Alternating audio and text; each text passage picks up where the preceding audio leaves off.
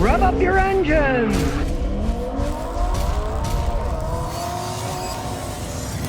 Watch out for those credit card skimmers. You go to the gas station, before you put your credit card in, grab it and pull.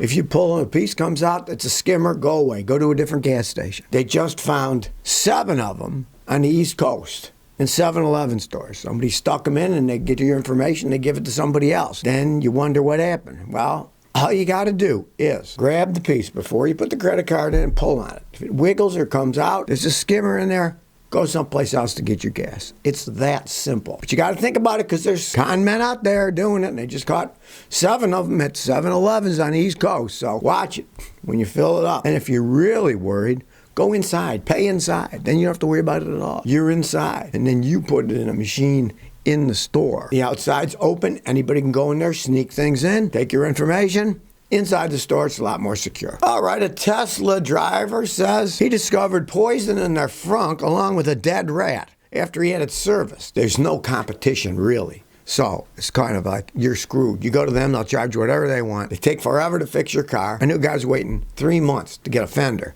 They didn't have any. So he's waiting. Car's wrecked. He can't drive. Now this one person found rat poison and a rat in their frunk. Other people say the car was in worse condition after they came back from the shop. It kind of reminds me of years ago I had a customer. She had a Porsche and she took it in for like the 3-year service, which you expect to have a lot of miles, but she didn't drive the car much. So she only had like 3,500 miles on the car, and they tried to sell her all this crap. The bill was like $1,800. All it needed was an oil change, really, with that small amount of miles on it, right? But her main peeve with the Porsche company was she said, I got it back, and there were some stale French fries under the seat and in the trunk. Somebody had obviously gone to McDonald's or something and bought some French fries. I had lunch in her Porsche. She never went back. She went to me after that. So I have information to fix Porsches. All data, which I use, has Porsches. Does it have Teslas? No, it doesn't. They won't give that information out. You buy a car like that, when there's a very limited amount of people can work on your car, you just ask for trouble. Maybe you won't end up with a rat in your frunk, but you're going to have a lot lighter wallet, and your car may not even be fixed right. Vito from Pennsylvania says, what's your opinion about my recently purchased 2022 Camaro? It handles good, sounds like a beast, with 6.2 liter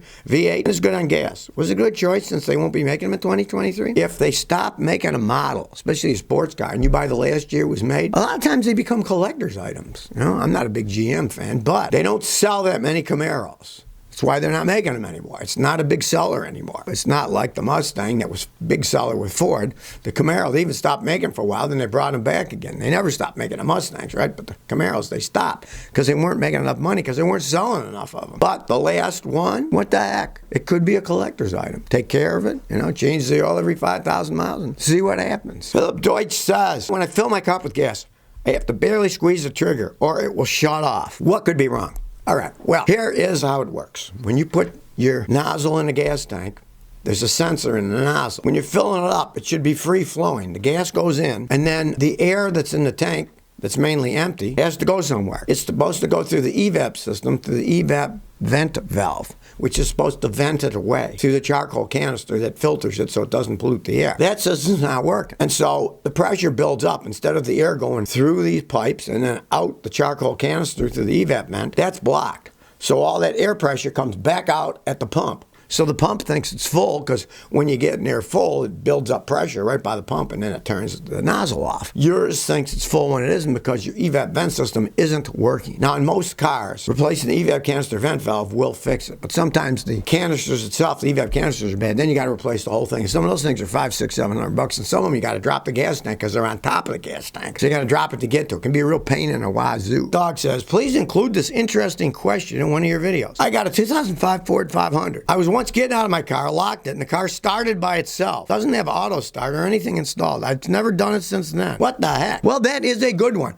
Are you sure there wasn't somebody hiding in your car with a key that then once you locked it and moved away, started it up and was laughing their head off? That's my first impression of what's going on. Now, it is possible if your starter starts to short out the solenoid, shut the car, sometimes it'll start running the vehicle. I had it happen to me once.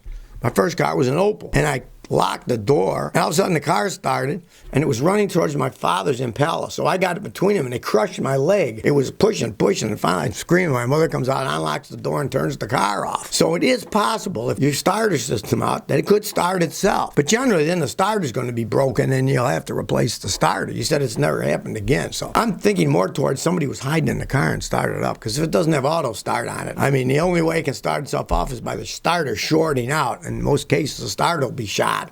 Then you got to replace the starter after it does that. Alan Kane says, I have a vibration in my Honda Civic 2004 after the timing belt was installed. It runs okay, but it shakes at idle. Hell, so many things go wrong when you do a timing belt. You got to take all the front of the engine apart. There's crap all over the place. Maybe a vacuum line was broken. I don't know. Check the simple things first. Vacuum line, maybe a wire got pinched, sensor got broken. Who knows, right? From my experience of working on cars for 53 years, if your car vibrates after a timing belt was changed, it didn't before. Whoever did the job screwed it up. They could be off just one tooth. And if you're off one tooth, it'll run okay, but it'll idle crappy and shake. And I see that all the time. You know, you got 360 degrees of teeth, and if you're off one tooth on that belt, that's plenty enough. And then it'll do exactly what it's doing. I'm assuming they put it together wrong. Pray it's a vacuum line or something like that, but odds are they just put it back together wrong, and that's why it's vibrating, because they didn't install the belt correctly. And I see that all the time. Well, here it comes. The English have rated Range Rover as the most unreliable motor this year.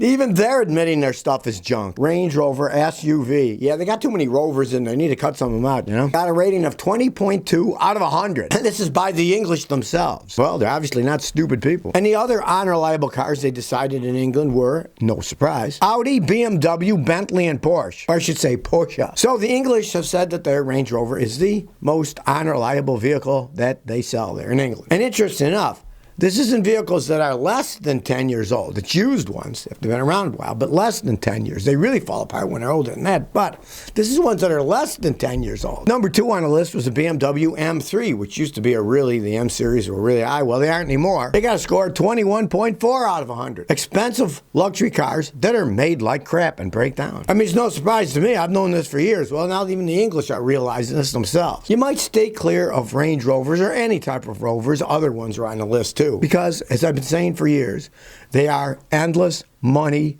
pits. Henwan says, I'm looking for a full-size truck. What truck should I buy? I want a reliable, long-lasting truck. I can't make up my mind. Numero uno. What size truck do you want? If you want just a mid-size truck, get a Toyota Tacoma. You can't beat them. Now, if you can't find one, you're looking for a used one, and they're all too expensive, you could check out a Nissan Frontier, and they're not terrible. They're decent trucks, too. But the Tacoma is so much better if you're talking about a full-size pickup truck. As far as I'm concerned, there's only 2 good choices. One is the Toyota Tundra, and the other is the F-150. I would definitely get a used Tundra with a V8 that can run forever, and so can the Fords with the V8 engines. Look around, and of course, if you're talking brand new, you can only get the F-150 with a V8 because the Tundras don't have V8s anymore, and I wouldn't buy them with a 6-cylinder engine. I don't like them. If you're talking about a brand new full-size truck, I'd get an F-150 with a V8. Well, you know, I always warn you about, oh yes, this is green.